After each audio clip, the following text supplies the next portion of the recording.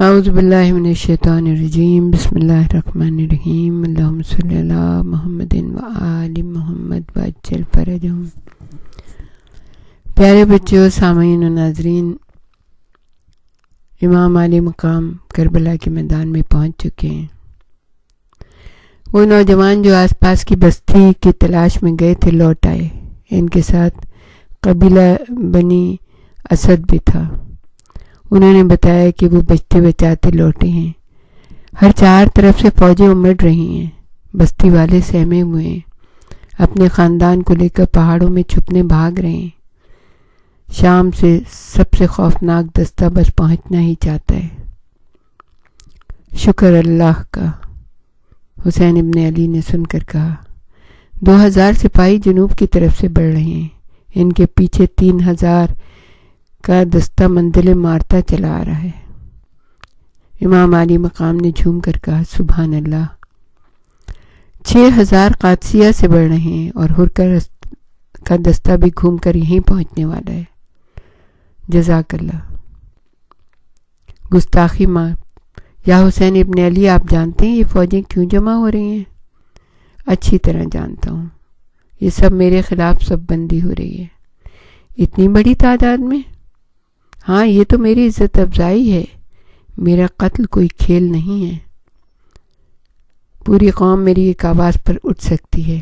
شہنشاہ کو یہی خوف ہے، جبھی تو وہ اتنا بڑا لشکر جمع کر رہا ہے، اور آپ بجائے پریشان ہو کے شکر خدا کر رہے ہیں۔ ہاں، میں چاہتا ہوں کہ قتل حسین کے جتنے زیادہ گواہ ہوں اتنا ہی اچھا ہو، اتنا ہی اچھا ہے۔ ہم مٹھی بھر مجبور اور لاچار انسانوں کے لیے ایک زبردست دستہ کافی ہوتا۔ ٹھیک کہتے ہو، قتل حسین کے لیے تو ایک جیدار بھی کافی ہے، مگر پیغمبر خدا کے نواسے کے قتل کے لیے یہ جمع غفیر بھی ناکافی ہے۔ ذرا دیکھو تو، میری ایک چھوٹی سی فوج کو شہنشاہ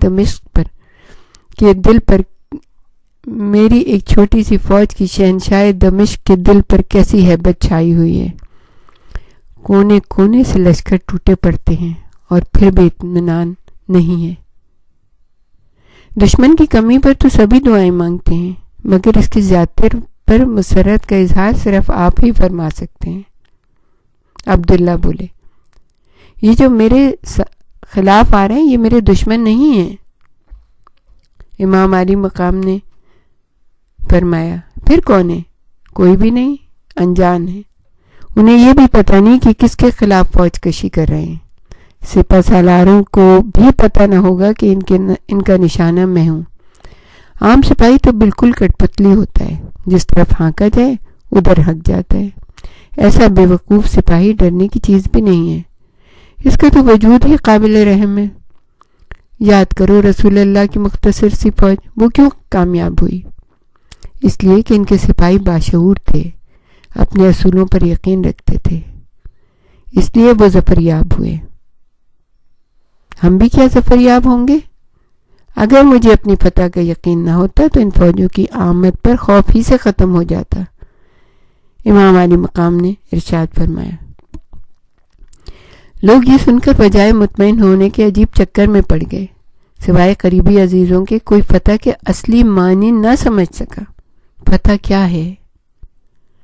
شاید غیب سے اللہ پاک عین موقع پر کوئی مدد بھیج دے، فرشتوں کے لشکر آئیں تو دم بھر میں دشمن کا صفایا کر دیں، طوفان نوح کی قسم کا کوئی عذاب نازل ہو اور صرف اللہ کے پیارے صحیح و سلامت رہ جائیں، گناہگار اور فاسق ختم ہو جائیں۔ لوگ یہ سوچنے لگے، یہ سب نہ ہوگا۔ میری سچائی اور حق پرستی ہی میری فوج ہے، یقین ہی میرا سب سے بڑا ہتھیار ہے۔ تم لوگوں کی محبت اور وفاداری سب سے مضبوط زرہ بختر ہے۔ میں تو بس اتنا چاہتا ہوں کہ جو کچھ میرے ساتھ ہوا زیادہ سے زیادہ لوگ دیکھیں اور سمجھیں۔ حسین کے خون کے دھبے یزید کے دامن پر دیکھیں اور اس لہو کی سرخی کو یاد رکھیں۔ حبیب ابن مظاہر کی آنکھوں سے آنسو جاری ہو گئے۔ یا حسین، یہ خوف یا غم و غصے کے آنسو نہیں، انتہائی خوشی میں میری آنکھیں سیراب ہو گئیں۔ واللہ مجھے اپنی خوش بختی پر ناز ہے، اب پتہ چلا یزید کیوں آپ سے اس قدر درجے خائف ہے۔ معاذ اللہ، کیا عظیم الشان جنگ ہوگی۔ اب میں اس جنگ کی اصلیت کو سمجھ پا رہا ہوں۔ حسین کے دشمن ذہنی طور پر نادار ہیں، بے لباس ہیں۔ ہمارے قتل کا ان کے پاس کوئی جواب نہیں ہے، کوئی جواز بھی نہیں ہے۔ قوم کی نظریں رسول اللہ کے نواسے پر لگی ہوئی ہیں۔ خلیفہ وقت سر پٹک رہا ہے، جھلا رہا ہے، کیونکہ حسین ابن علی نے ان کی بیعت سے انکار کر کے ان کے وقار کو دھکا لگایا ہے۔ ان کی خلافت پر شہ پڑنے لگی ہے۔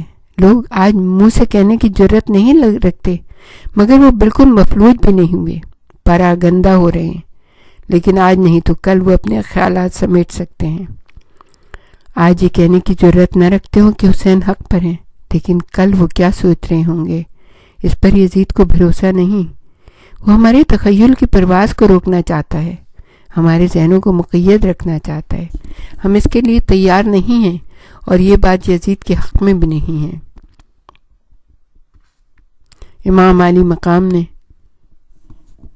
قبیلہ بنی اسد سے پوچھا کہ یہ زمین کس کی ہے؟ قبیلہ بنی اسد نے کہا یہ زمین ہماری ہے۔ امام نے کہا اس زمین کو ہمارے ہاتھ فروخت کر دو۔ قبیلے کے لوگوں نے کہا یا امام، ہم آپ کو ایسے ہی دینے کو تیار ہیں، آپ یہاں رہیں تو ہماری خوش قسمتی ہوگی، لیکن یہ زمین اتنی اچھی بھی نہیں ہے۔ امام نے کہا ہم اس زمین کے لیے پیدا ہوئے ہیں اور یہ زمین ہمارے لیے پیدا ہوئی ہے۔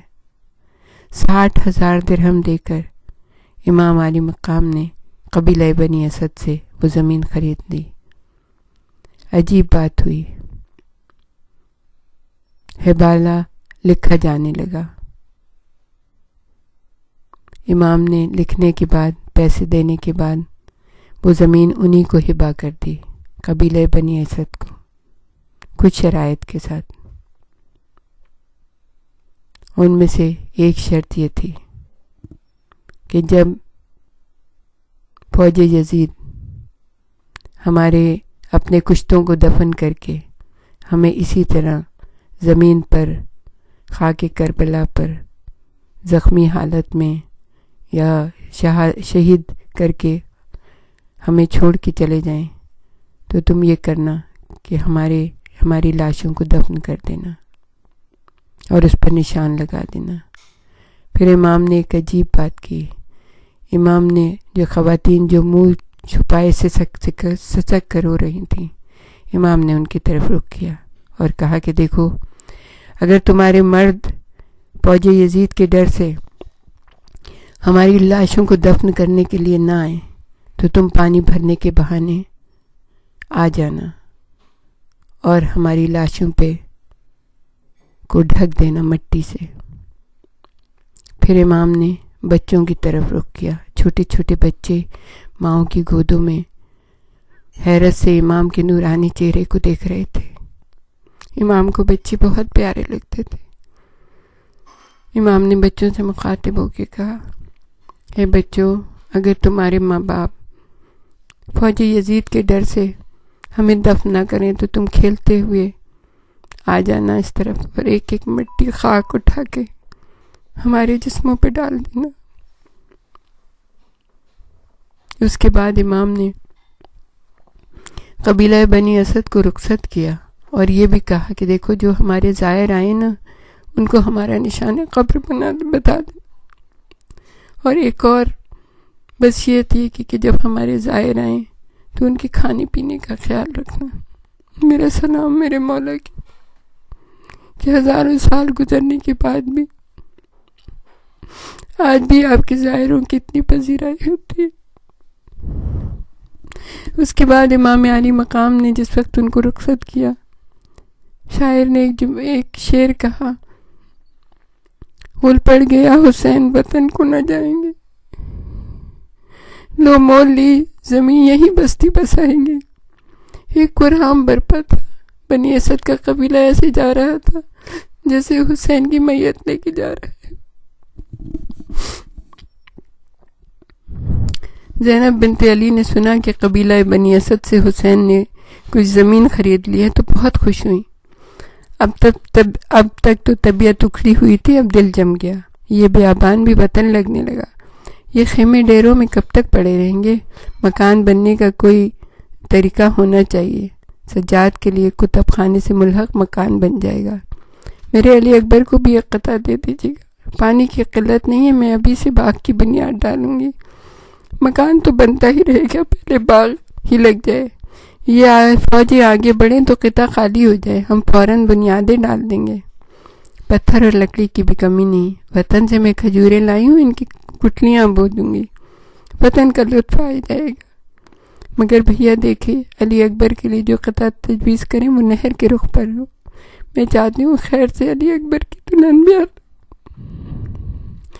امام علی مقام ساری باتیں سننے کے بعد کہا، زینب یہ زمین بٹوارے کے لیے نہیں ہے.